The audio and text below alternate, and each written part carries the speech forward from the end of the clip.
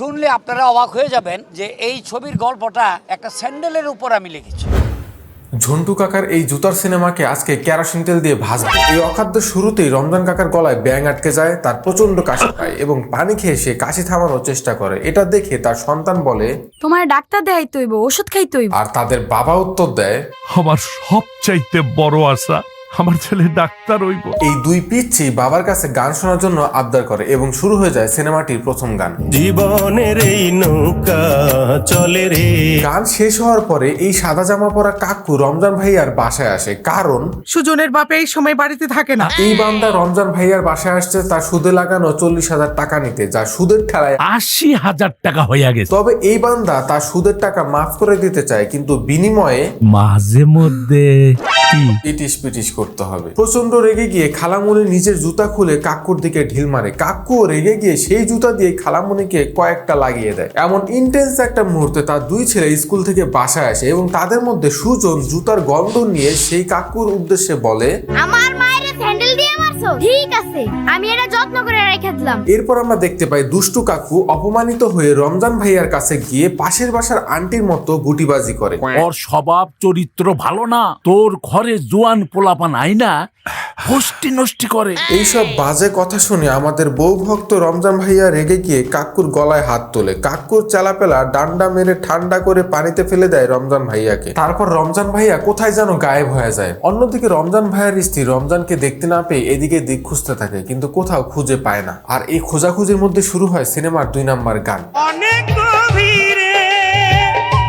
আর এই গানের মধ্যে তার স্বামীকে খুঁজতে থাকে। সিনেমার বয়স যখন মাত্র 25 মিনিট, তখন এই পিচ্চি বড় হয়ে 25 বছরের বেটায় পরিণত হয় এবং শুরু হয় সিনেমার 3 নাম্বার গান। মন ভাসাইয়া চলি পালুড়াইয়া। বিশ্বাস করেন ভাই, 25 মিনিটের মধ্যে 3টা গান। গানের মধ্যে নায়িকা আবার এন্ট্রি হয়, যার নাম পারুল। পারুল পারুল পারুল। গানের কণ্ঠ শুনে এই দুই আপা পাগল হয়ে যায়। এদিকে আমার কান পচতে থাকে। ওয়েট, এই আপা সেই আপা না যে প্রেম প্রীতির বন্ধ সিনেমায় পুলিশের অভিনয় করছিল আলিফ লাইলা মার্কা মেকআপ কইরা?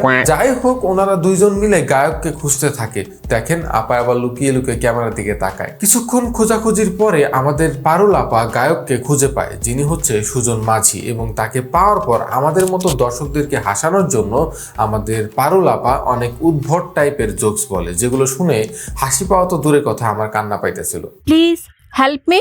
ওইটা আবার কি? আহা, তোমার নৌকাতে ওঠার জন্য আমাকে সাহায্য করো। ও এত লেজেন্ডারি সব হাসির কথা শুনে আমার যে কেন হাসি পাইতেছে না, এই জন্যই এখন আমার হাসি পাইতেছে। শহর থেকে আসা এই আজব প্রাণী নৌকায় উঠতে চায়। তো এটা ভাড়ার নৌকা, ভাড়া দিতে হইব। দুজন দুজনের দিকে হাত বাড়িয়ে দেয়, কিন্তু হঠাৎ করে আমাদের পারুল আপা মাঝির উপরে পড়ে যায়। এতক্ষণ ধরে এই জায়গায় দাঁড়ায় দাঁড়ায় আমাদের পারুল আপা 3 নাম্বার শ্রেণীর জোকস মারলো, তাও একটাবারও পড়লো না, তার শরীরও ঠিক মতো লড়াচড়া করে নাই। কিন্তু এখন মাঝি যখন হাত বাড়ায় দিচ্ছে, তখন সে পিছলাকায় মাঝির উপর পড়ে গেল। যাওগা, তার পড়তে মন চাইছে, সে পড়ছে, কিন্তু পারুল আপা সোজা হয়ে দাঁড়ানোর পরে যেটা বলছে, বিশ্বাস করেন ভাই, এইটা শোনার জন্য আমি মোটেও প্রস্তুত ছিলাম না। আমাকে ধরলে তোমার প্রবলেম হবে? আমার কিন্তু ভালোই লেগেছে, তোমার বোধহয় ভালো লাগেনি। না না, ভালো লাগবো না কেন? ভালোই লাগছে। হি ইজ ভেরি চার্মিং বয়। বয়? এত বয়স্ক একটা মানুষকে দেখে যদি বয় মনে হয়, তাহলে আমার তো জন্মই হয় নাই। যাওগা, বাসায় গিয়ে আমাদের পারুল আপা সেই বয়ের কথাই ভাবতেছিল। আবার যদি একবার আমাকে ওভাবে জড়িয়ে ধরতো। আর আমাদের মাঝে সুজন ভাইয়া সেই পারুল আপার কথা ভাবতেছিল। আমার সোয়াপায়া ওর বোধহয় ভালোই লাগছে। লা হাওলা ওয়ালা কুওয়াতা ইল্লা বিল্লাহ। যাই হোক, এই পচা কথার পরে শুরু হয় সিনেমার 4 নাম্বার গান। চোখের কাজল শাড়ির আঁচল। গান শেষ হওয়ার 1 মিনিট পর আমাদের পারুল আপা সুজন মাঝিকে জিজ্ঞেস করে, তুমি আমাকে কোনোদিন ভুলে যাবে না? সুজন মাঝি উত্তর দেয়, নদীতে নৌকা ছেড়ে দিলে যেমন ডুবে না সত্যি, তার থেকেও বড় সত্যি আমি তোমারে ভুলুম না। কিন্তু ভাই, ঝড়ে যদি কোনো সময় নৌকাটা ডুববা যায়, তখন তুই কি করবি? বুঝোস না তখন কি করব? কই বোঝ যে পরিস্থিতির শিকার, তাই ভুইল্লা গেছি। এরপরে তারা সাপটাসাপটি শুরু করে এবং এটা দেখে ফেলে সেই সুৎকর কাকুর চেলা, এবং সে বাতাসের গতিতে সেই কাকুর কাছে গিয়ে সব বলে দেয়। নিজের মেয়ের সাপটাসাপটির কথা শুনে আমাদের কাকু সাহেব বলে, পারুলের ঘরের দরজা বাইরে থেকে বন্ধ করে দিবি। তাহলে যেটা হবে, আমাদের সুজন মাঝি পারুল আপাকে আর দেখতে পাবে না, এবং সে দেখতে না পেয়ে ছটফট করতে করতে আমাদের পারুল আপার বাসায় আসবে তাকে দেখার জন্য। আর আইলেই ও শেষ। হট এ প্ল্যান। এরপর আমরা দেখতে পাই সুজন মাঝি কচুরি পানার ফুল নিয়ে পারুলের জন্য অপেক্ষা করে, কিন্তু যেহেতু পারুলকে আটকে রাখছে এজন্য সে তো আসবে না। কিন্তু পারুল না আসলেও আসে একটা ফোন কল। তার এই পিচ্চি ভাই বড় হয়ে তাকে কল দিয়ে বলতেছে, আমি ডাক্তারি পাস করছি ভাইয়া। কংগ্রাচুলেশনস। গল্প এবার সামনের দিকে আগাই। ইউটিউব থেকে চুরি করা দৃশ্যে আমরা দেখতে পাই গাছের ডালে পাখি বসে আছে। আপামনি পাখি বরাবর একটা পাটকেল মারলো, পাটকেল গিয়ে লাগলো এই বান্দার। এইটা হচ্ছে আমাদের আপামনি, এটা হচ্ছে এই বেটাটা, ঠিক আছে। আপামনি যদি গুলাইল দিয়ে পাখি মারে, পাখি তো এইখানে, তাই না? এই বরাবর মারছে, এই বরাবর। তাহলে এই পাটকেলটা ওনার মাথায় গিয়ে লাগলো কেমনে? মানে পাখি কি ওনার মাথায় বসেছিল নাকি গাছে বসেছিল আমি বুঝলাম না। গাছ তো এইখানে, তাই না? এই বরাবর যাবে, তো এই বরাবর গেল কেমনে? আপামনি ক্ষতস্থান ভালো করতে কচুর রস লাগিয়ে দিচ্ছিলেন। হঠাৎই কচু আপার বাবা অসুস্থ হয়ে পড়ে এবং ডাক্তার এবং কচু আপা ছুটে যায় তার বাবার কাছে। আমাদের শয়তান কাকু যখন রমজান ভাইয়াকে মেরে পানিতে ফেলে দিয়েছিল, তখন সে ভাসতে ভাসতে এই আপামনির বাড়ির ধারে এসে পৌঁছায় এবং এই আপামনি কুড়িয়ে পায়। তখন থেকে এই আপামনির বাসায় রমজান ভাইয়া বসবাস করতে শুরু করে এবং তার স্মৃতিশক্তিও লোপ পায়। আমি একটা জিনিস ভাবতেছিলাম যে এই বান্দা নিজের বাপরে দেখে চিনল না কেন? কারণ সে তো এতটাও ছোট ছিল না যে তার বাপরে চিনতে পারবে না। ফরগেট ডাক্তার চিকিৎসা দিয়ে চলে যাওয়ার পর এই বাবা বলে ওঠে, ওষুধ কারে যেন আমি ডাক্তার হইতে। ভাই বুঝতেছেন ব্যাপারটা? এর মানে খুব তাড়াতাড়ি তার স্মৃতিশক্তি ফেরত আসবে, শুধুমাত্র দরকার মাথায় একটা বাড়ি। পরের সিনে আমরা দেখতে পাই এই ফরগেট ডাক্তার আর এই কচু আপা একজন আরেকজনকে নিয়ে ভাবতেছে। আর এরপরে শুরু হয় সিনেমার পঞ্চম গান। শোনো শোনো শোনো আমি তোমার। গানের পরে আমরা দেখতে পাই সুজন মাঝি নিজের বিয়ের জন্য মাকে এবং তার ভাইকে নিয়ে পারুলের বাসায় যায় বিয়ের প্রস্তাব নিয়ে। আপনাকে কোথায় যেন দেখেছি। আমিও তো কোথায় যেন আপনাকে দেখেছি। হ্যাঁ, তা তো মনে হবেই। ওই যে ইটিস পিটিস করতে চাইছিল, ভুলে গেছেন না তো তাড়াতাড়ি? তুই দুইজনেরই পুরাতন স্মৃতি মনে পড়ে। সুজন মাঝি রেগে গিয়ে সেই কাকুকে উড়াধুরা কেলাইতে থাকে। আর আমাদের কাকুও কিন্তু কম না, সে বন্দুক নিয়ে এসে সুজন মাঝি এবং তার পরিবারকে শেষ করে দিতে চায়।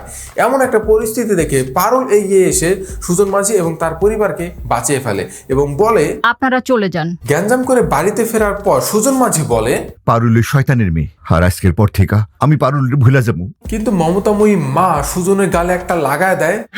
এরপর সে অন্য কিছুই বলে, ওরে সারা জীবনের জন্য আমার কাছে নিয়ে আয়। এরপর সুজন যায় পারুলকে আনতে, কিন্তু পারুল আপা বলে, no never, I can't go with you. Sujan কোনো উপায় না পেয়ে পারুলকে জোর করে কাঁধে তুলে নেয় এবং সে বাসার দিকে রওনা দেয়। রাস্তার মধ্যে দেখা হয় সেই শয়তান কাকুর সাথে এবং কাকু রেগে গিয়ে সুজনকে উড়াধুরা কেলানি দেয়। সিনেমার ক্লাইম্যাক্সে আমরা দেখতে পাই সুজন মাঝি একটা ভোতা কুড়াল নিয়ে দৌড়ায় সুদখোর কাকুকে হত্যা করার জন্য। সুজনকে আটকানোর জন্য তার মা পিছনে পিছনে দৌড়াতে থাকে। দৌড়ানোর সময় হঠাৎ করে এই আপামনি তার স্বামীকে রাস্তার মধ্যে আবিষ্কার করে। কিছুক্ষণ পরেই দেখতে পাই যে এই বান্দার আরেক ছেলে আসে এবং সবাই মিলে নৌকাটা টেনে নিয়ে যাচ্ছে হাসপাতালে নেওয়ার জন্য এই আমাদের রমজান কাকাকে। কারণ হচ্ছে যে আশেপাশে নৌকা চালানোর মতো কেউ নাই। একদিকে এরা নৌকা টেনে নিয়ে যাচ্ছে বাঁচানোর জন্য, অন্যদিকে কিন্তু সুজন মাঝি সেই কাকুর বাসায় চলে গেছে তাকে মারার জন্য, জুতা পেটা করার জন্য। জুতাটা বের করে সেই কাকুকে উড়াধুরা কেলানো শুরু করে এবং কেলানোর পরে পারুল আপাকে নিয়ে বাসা থেকে বের হয়ে যায়। হাসপাতালে নিজের স্বামীকে রেখে খালামনে চলে আসে এই কাকুর বাসায় সুজনের খোঁজে। কাকু সুজনের মাকে বলে, তোমার ছেলে সুজন আমার মেয়ের জোর কইরা ভাগাই লয়ে গেছে, পরে নষ্ট কইরা ফালাইবো। এই কথা শুনে সুজনের মা ভুল বুঝে এবং নিজের ছেলের উপরে গুলি চালায়। আমি একটা জিনিস কিছুতেই বুঝলাম না, গুলি চালাইছে ভালো কথা, কিন্তু শার্টের মধ্যে ফুটা নাই কেন?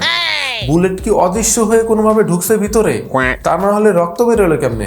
পরের সিনেমা দেখতে পাই যে একটা জুতা বের করতেছে ভিতর থেকে। সিনেমার একদম শেষ দিকে আমাদের এই সাদা কাকু আবার আসে ক্যাসাল করতে। এইবার সুজনের মা কোনো সুযোগ না দিয়ে গুলি করে তাকে ফুটা করে দেয়। আর এখানে ক্রিস্টোফার ঝন্টু স্যারের জুতা সিনেমা শেষ হয়। ক্রিস্টোফার ঝন্টু কাকু সত্যি বলতে আমার মনে হয় যে ওনার আসলে রেস্ট নেওয়া দরকার, বয়স হয়েছে। এই সিনেমার বেশিরভাগ শট এক জায়গাতেই নেওয়া হয়েছে। নায়ক নায়িকা বাবা মা কাকু সবাই একবার হইলেও এই ব্রিজটার পিছনে রেখা শুট করছে, আর না হয় ব্রিজে ওইটা শুট করছে। একবার ব্রিজ একবার খ্যাত, একবার ব্রিজ একবার খ্যাত। এরপরে কোন সিনেমাকে ভাসবে একটু কমেন্ট করে জানেন তো।